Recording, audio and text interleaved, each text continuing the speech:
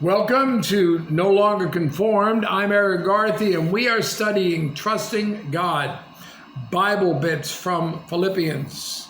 In this session, we'll be looking at Philippians chapter 4, verses 8 and 9, the battle. Listen, every church, every failed church has crumbled from the inside. All effective attacks have come from within, not from without, as that would never succeed. There's a common attack as well. Proverbs 16, verses 16 to 9, Proverbs 6, verses 16 to 19. These 6 things the Lord hates. Yes, 7 are an abomination to him. A proud look, a lying tongue, hands that shed innocent blood, a heart that devises wicked plans, feet that are swift to running to evil, a false witness who speaks lies, and one who sows discord among brethren. One who sows discord among brethren. Translation, one who stirs up trouble in the church body. Outside attacks can't work because the believers will close ranks to withstand the assault. Inside attack can be effective because the believers break into factions against each other. Jesus said in Mark 3:25, if a house is divided against itself, that house cannot stand. Taming the tongue is the Christian's most important battle. Gossip is the result of an untamed tongue. How important is this matter of gossip among believers?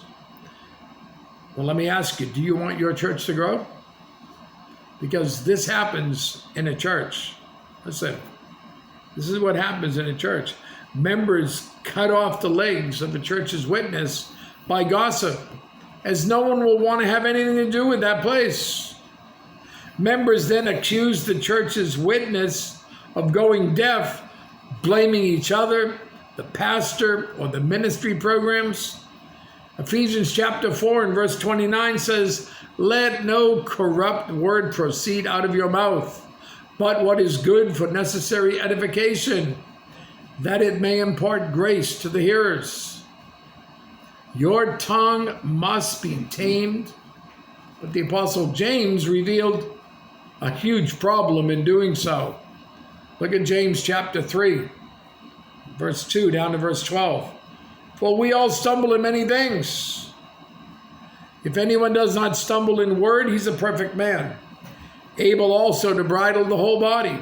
If indeed we put bits in horses' mouths that they may obey us, and we turn their whole body. Look also at ships, though they are so large and are driven by fierce winds, they are turned by a very small rudder, wherever the pilot desires. Even so, the tongue is a little member and boasts great things. See how great a forest a little fire kindles. And the tongue is a fire, a world of iniquity. The tongue is so set among our members that it defiles the whole body and sets on fire the course of nature, and it is set on fire by hell. For every kind of beast and bird, of reptile and creature of the sea is tamed and has been tamed by mankind. But no man can tame the tongue. It is an unruly evil full of deadly poison. With it we bless our God and Father, and with it we curse men who have been made in the similitude of God. Out of the same mouth proceed blessing and cursing. My brethren, these things ought not to be so. Does a spring send forth fresh water and bitter from the same opening? Can a fig tree, my brethren, bear olives, or a grapevine bear figs? Thus no spring yields both salt water and fresh. The problem is that the tongue refused to be controlled. That's the problem. The tongue refuses to be controlled. So the only solution is to change the source it draws from. Matthew chapter 12, verses 34 and 35. Jesus said, "Brood of vipers, how can you, being evil, speak good things? For out of the abundance of the heart the mouth speaks. A good man out of the good treasure of his heart brings forth good things, and an evil man out of the evil treasure brings forth evil things." James chapter 4 and verse 8, "Draw near to God, and he will draw near to you. Cleanse your hands, you sinners, and purify your hearts, you double-minded." And then James 4 verse 6, "But he gives more grace. Therefore he says, God resists the proud, but gives grace to the humble." If you want to stop gossiping, you can. Psalm 19 and verse 14 says, "Let the words of my mouth and the meditation of my heart be acceptable in your sight, O Lord, my strength and my Redeemer."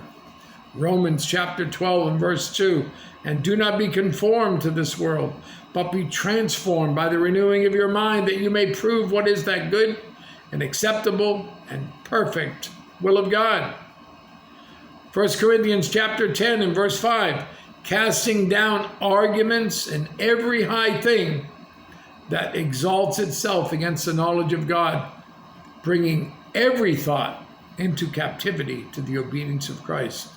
Bringing every thought into captivity to the obedience of Christ. Every time you speak against other church members, you cut off the legs of your church's witness. Every time you speak against your pastor, you cut off your church's witness. Every time you speak against your church's ministry, you cut off the legs of your church's witness. And anyone who listens to a gossiper without rebuking him or her becomes a gossiper as well. Again, Ephesians 4:29, "Let no corrupt word proceed from your mouth, but what is good for necessary edification, that it may impart grace to its hearers." Our text, Philippians chapter 4, verses 8 and 9, after all that introduction. "Finally, brethren, whatever things are true, whatever things are noble, whatever things are just, whatever things are pure, whatever things are lovely, whatever things are of good report, if there is any virtue and if there is anything praiseworthy, meditate on these things. The things which you learned and received and heard and saw in me, these do, and the God of peace will be with you."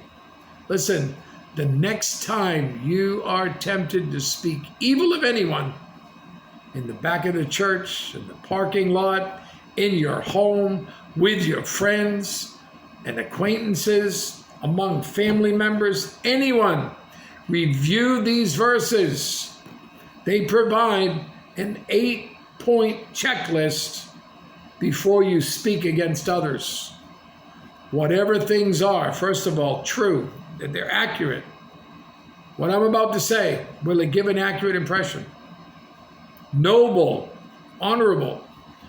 Should it be imitated by others? Just. Is it proper? Is it appropriate to say at this time? Pure, which means uncontaminated. Is it motivated by any pride? Lovely or pleasant. Will it brighten those who hear it? Good report, esteem. Will it damage a reputation? Virtue, which is moral excellence. Will it motivate godly living? And then praiseworthy or praise. Will it edify all who hear it? Listen, if it doesn't pass this checklist, it's gossip. And remember, Jesus died for that person as well. You have a great day.